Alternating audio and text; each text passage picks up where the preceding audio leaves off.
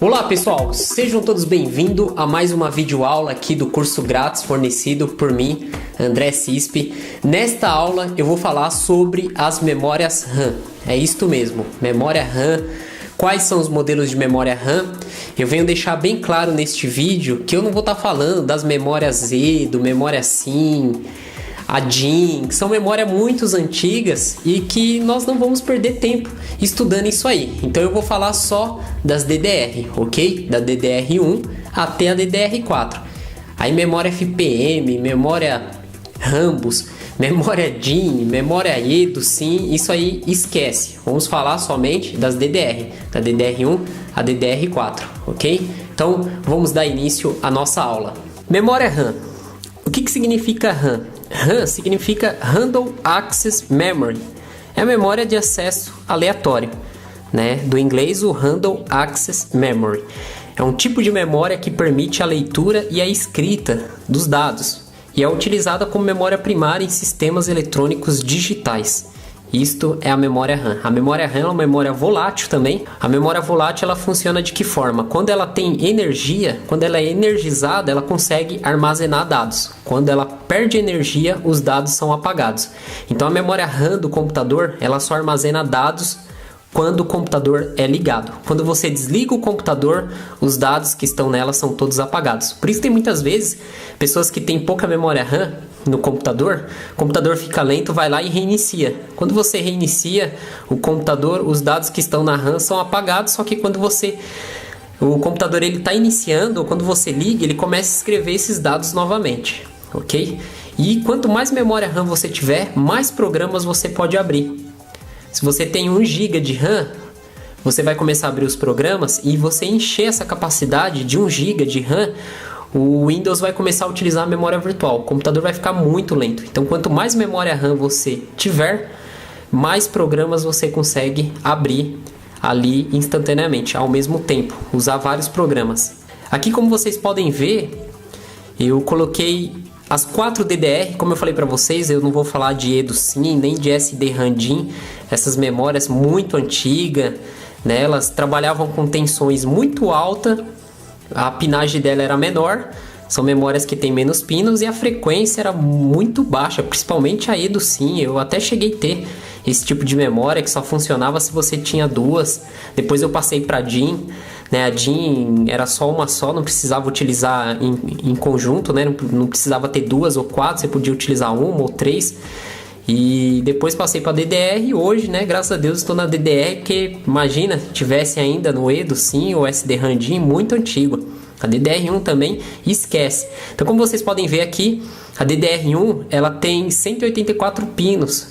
E na marcação da linha, vocês vão ver ali que o chanfro dela, o corte, está ali no 7, alguma coisa centímetro. A DDR2, ela tem 240 pinos e o chanfro ela muda.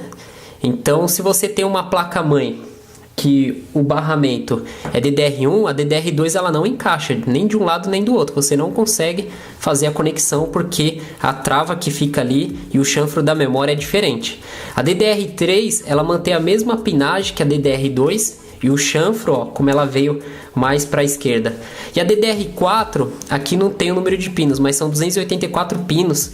E o chanfro também é diferente. Então as 4 memórias DDR, o chanfro dela de encaixe é diferente. E elas só vão encaixar de um lado.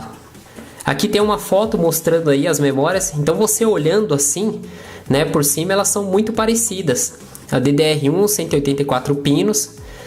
A DDR2, 240 pinos. DDR3 também 240 pinos. E a DDR4 ela tem 284 pinos. E ela tem uma ondulação nos pinos, né? Você vai perceber que não é retinho. Ela tem uma curva, uma pequena curva nos pinos. Aqui nós temos alguns dados técnicos e também data de fabricação. A memória DDR1 foi fabricada em 2002. Ela trabalha com tensão de 2,5 volts. A velocidade inicial dela 266 MHz e a capacidade inicial dela 128 MB. E assim a memória DDR1 ela foi evoluindo. né? A tensão ficou a mesma, tá? É 2,5. O que aumentou foi a velocidade, né? De 266 para 333, depois para 400 MHz. E a capacidade dela aumentou de 128 para 256, para 512, né? Enfim, 1 GB, 2 GB. Aí a DDR2 ela foi fabricada em 2004. Então, após 2 anos, veio a DDR2. A tensão caiu para 1,8 volts. A velocidade inicial dela é 400 MHz. E foi subindo, e a partir de 256 megas a DDR2. A DDR3 é 1,5 volts, a velocidade aí padrão dela, né, nesse ano 1066 MHz, e a capacidade padrão de 1 GB depois foi aumentando. E a DDR4, a tensão caiu para 1,2 volts, a velocidade aí padrão dela, né, a partir de 2013 e 2133 MHz, e a capacidade de 4 GB, e aí veio aumentando. Hoje você encontra aí 16 GB. Então da DDR1 para DDR4 as tensões caiu, o número de pinos, você teve uma diferença aí da DDR1 para DDR2, DDR2 e DDR3 são 240 pinos, aí a DDR4 já aumentou, né, a quantidade de pinos para 284. Essa questão da tensão cair, você vai ter uma economia de energia, uma diferença mais em servidores, né? Então, um computador de mesa, desktop, a sua conta de energia você não vai perceber diferença nenhuma. E aqui nós temos um gráfico mostrando aí os gigas por segundo, né? Esse gráfico aqui ele mostra de 2005 até 2016. Então, 2005 nós tínhamos aí as DDR2, né, de 533 MHz, trabalhando a 128 bits, transferência de 8,5 GB por segundo. Depois a DDR2 de 667, depois a DDR3 de 1066, DDR3 de 1333, até a DDR3 de 1866, e aí veio as DDR4. Então nós temos ali no topo uma DDR4 3200 128 bits que transfere aí 51,2 GB por segundo. É engraçado que vocês viram o ano de lançamento, nós estamos em 2016 e você encontra computadores com DDR1, né, pelo incrível que pareça. Então aqui no Brasil nós temos aí um retardo no avanço da tecnologia, diferente do Japão, Estados Unidos, China, né, desses países. Bom, agora nós vamos aprender na prática como colocar uma memória DDR.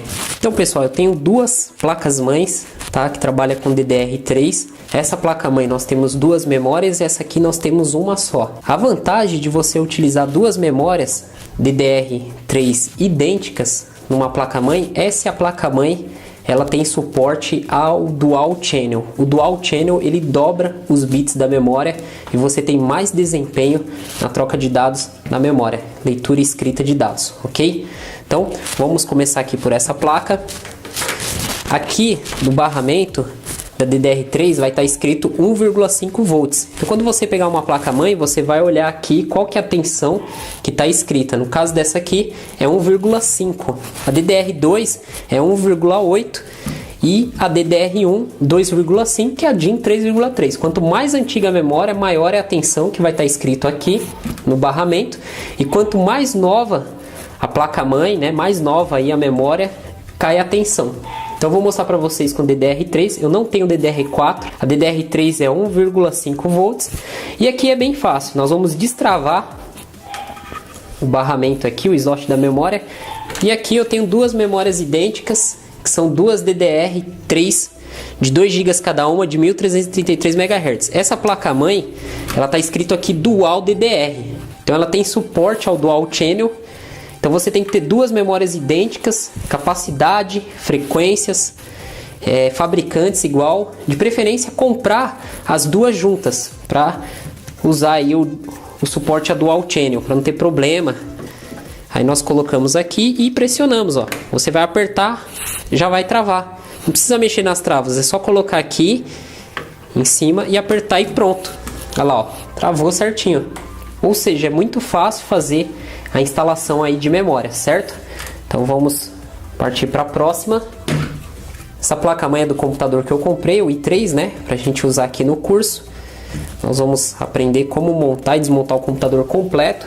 O i3 com memória de 8 GB. Aqui está a memória dela. É uma Kingston DDR3. Ela tem 8 GB. Aí vamos destravar aqui. Sempre eu coloco no barramento que está mais próximo ao soquete, ao processador. E aí pressionamos aqui sobre ela. Essas memórias são memórias padrões, são memórias simples. Para quem exige mais desempenho, tem aquelas memórias que tem aquele dissipador de calor enorme, que são memórias bem mais caras, tanto DDR3, DDR4, até mesmo DDR2, você encontra essas memórias. O pessoal fala memória gamer, né? Memória de alto desempenho. O preço é lá em cima, porém elas são memórias assim que elas têm um super desempenho e você vai ver que elas são bem bonitas. Ela tem um dissipador de calor, né, com os dados escritos, desenho, ela é bem bonita, bem diferente dessas aqui. Nós usamos ele para fazer a limpeza do barramento e também da memória. Então tem muitos computadores que você pega, que ele liga e não dá vídeo, né? E muitas vezes é problema na memória, sujeira, né? Computadores aí que muito antigos ou computadores que faz muito tempo que não faz manutenção.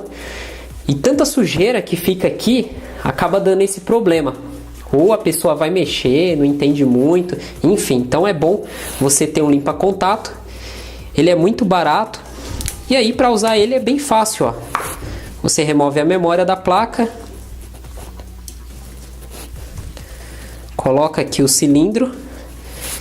E aí você vai pressionar e fazer isso aqui, ó. Aqui também. Aí você vai usar o pincel, a escovinha antistática. Vai aguardar um pouquinho para evaporar, ou você pode jogar o ar quente aqui para ajudar na evaporação. E no caso da memória, muitas pessoas utilizam borracha escolar para limpar, só que a borracha escolar ela fica um farelo. Então o ideal é você usar o limpa-contato também, né? Passar aqui um pouquinho, aqui do outro lado um pouquinho, e aí você passa a escovinha ou pincel antistática e pronto.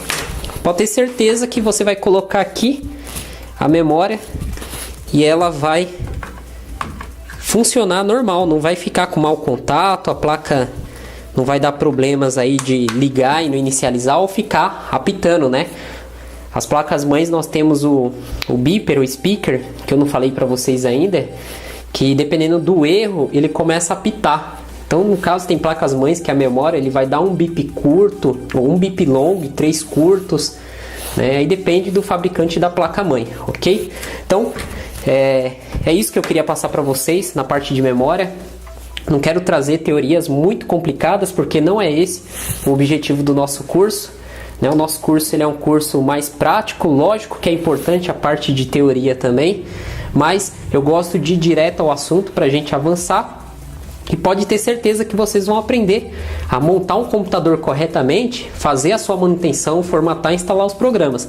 Isso eu garanto para vocês que através deste curso vocês vão aprender perfeitamente a montagem, manutenção, instalação e formatação de programas.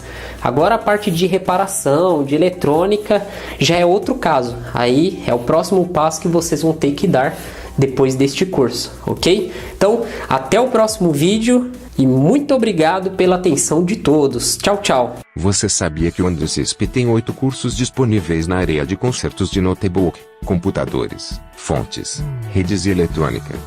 É isso mesmo. São cursos que vão enriquecer o seu conhecimento e a sua qualificação no mercado de trabalho. Invista no seu futuro. Invista em conhecimento. Invista em você. Para mais informações acesse o link na descrição do vídeo ou entre em contato com andressisp@hotmail.com.